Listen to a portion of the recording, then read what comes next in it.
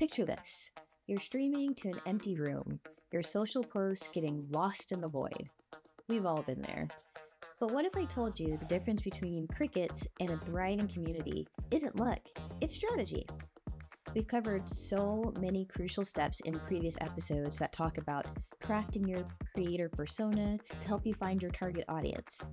So, for today's episode, I'm going to show you how to transform your content from background noise into must-watch material that keeps viewers coming back for more. We're going to cover brainstorming content ideas, planning engaging formats for your content, and incorporating interactive elements. So, let's get into it.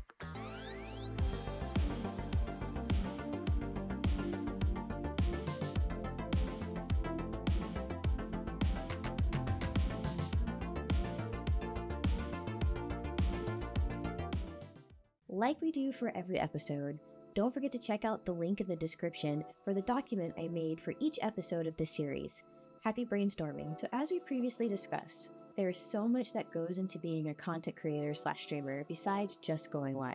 Whether it's a live stream or a post on social media, there is so much that goes on behind the scenes that makes content come to life. And a big contributor to a lot of creator success is brainstorming content ideas. So what I mean by brainstorming content ideas is planning out different types of social media posts and streams and concepts for your channel. Although, in the very first episode, we touched on defining the type of streamer you want to be, this is a little bit different in the sense that you are now trying to plan content relating to your streaming/channel type. For example, I really love the RPG series Dragon Age. It's one of my all-time favorite series. So, I planned a special 12-hour cosplay charity stream for my community, and it was such a hit and had great turnout. It had over 1.1k views for that stream alone. That cosplay stream came from my brainstorm session I had for my channel during my mid-year review for my content.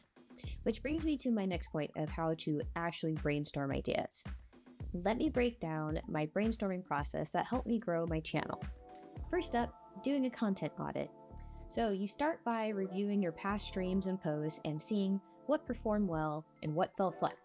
This kind of gives you a baseline to work with. This is something that I do monthly after reviewing my analytics. If you haven't gone live yet, keep this in your back pocket until you have at least a month of streams under your belt so that you can actually have some data. Definitely go check out episode 2 where we talked on analytics and how to use the tools that are available on the platforms that you choose for streaming or posting your content. Next up, concept planning.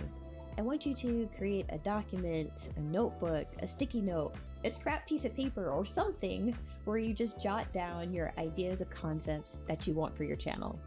This can be what type of streams you want to do for a month, or maybe a special social media video, or even a YouTube series on a specific topic.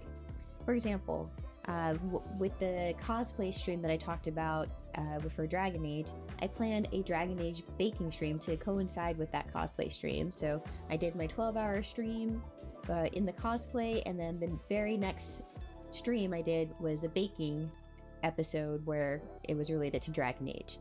And so this plays right into the vibes that I have as a variety streamer. Not only are you going to get gaming, you're going to get a little bit of baking and cooking and so much more on my channel. So do you kind of see the concept that I'm going for? Next up, creating a content calendar. I want you to map out your ideas on a calendar. This can either be a physical calendar, like a planner that you write on, or a digital calendar like Google Calendar or things in products like Notion. This helps you maintain variety and ensure that you're not scrambling for content at the last minute.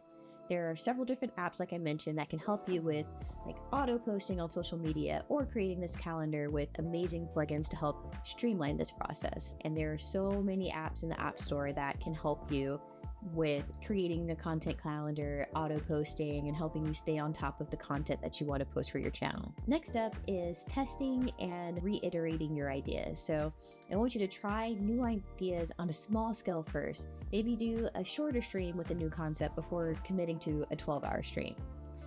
Just a little pro tip, I keep my content ideas in a note on my iPhone because inspiration can strike anywhere.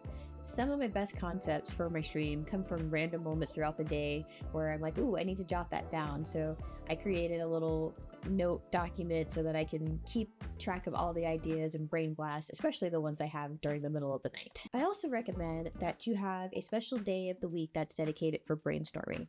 And promise, once you see all the ideas you can create, it will be so easy to fill out that content calendar. Now that you have your concepts and ideas planned out, let's talk about how to make your ideas engaging and help bring that viewership to your channel. My whole focus on this series is for you to learn how to be your unique self, but still deliver engaging content. No one wants to see a streamer barely interacting with their chat and subscribers or not having some element of draw to their channel. You just have to figure out what that is for you. So planning engaging content can be a variety of things. I'm going to use gaming as an example. There are crazy cool creators who do all types of challenge type streams, like using a dancing pad or inverted controller or speed runs that help diversify their streams. It brings a different level of involvement from their audience because they want to see their streamer succeed in their crazy challenge. There's even some streamers that use potatoes as controllers.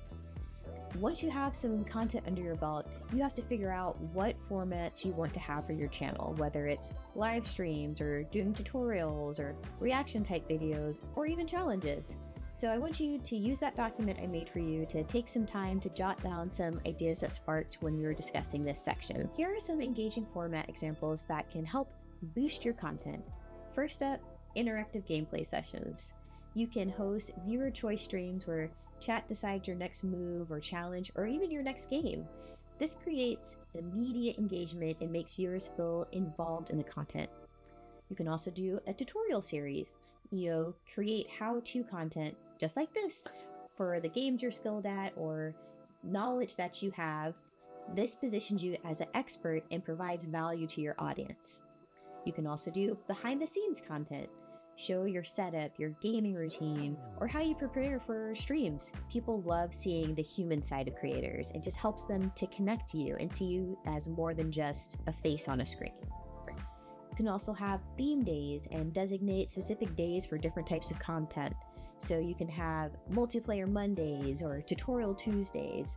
This creates structure and helps viewers know what to expect. During my first year of streaming, I had Retro Tuesdays and it was such a hit. And every Tuesday, my community knew that we were going to play some retro game that they had probably never heard of. And lastly, you can do review formats. I want you to share your thoughts on new games or gaming gear or industry news. This can attract viewers looking for informed opinions. Remember, the key is consistency and authenticity. Whatever format you choose should align with you as the creator and within your creator persona that you're trying to define. So last point for this episode, let's talk about how to bring this all together with incorporating interactive elements. Regardless of the platform or type of content you are creating, there will be tools that you can use to build engagement and be interactive. For example, if you plan to post a story on Instagram, you can use the embedded tools such as polls or utilizing links, question and answer format so that your followers actively play a role and don't just swipe next on your story. Your job as a creator is to turn that passive follower into an active member of your community. Another good example, if you're using the platform Twitch, there are so many interactive tools that are available. First up, alerts. You can make custom alerts for your subscribers, have fun sounds that your viewers can use at key moments during your stream. Oh gosh, have you considered giving it your all? My all is about to get a little... I'm gonna die.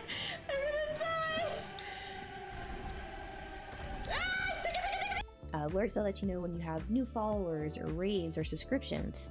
Twitch also has something called channel points, and you can create channel points that allow your community to unlock certain actions for your channel. For example, on my channel, I have a channel point redemption for push-ups, and anytime my community is feeling a little bit frisky, they make me drop down and give 10 push-ups. You can also have community challenges where your community can donate points to contribute to unlocking certain things like certain streams or cosplays or movie nights. You can also implement things like crowd control, which is a software that allows your audience to control the game or vote on certain dialogue options.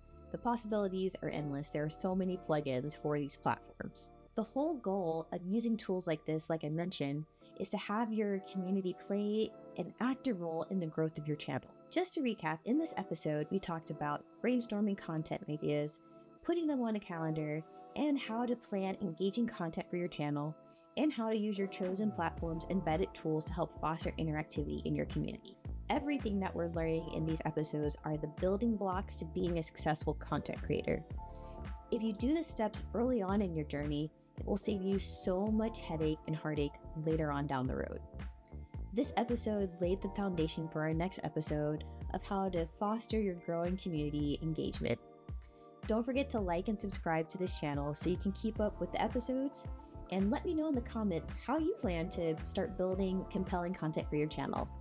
I can't wait to see you in the next episode. Reaper out.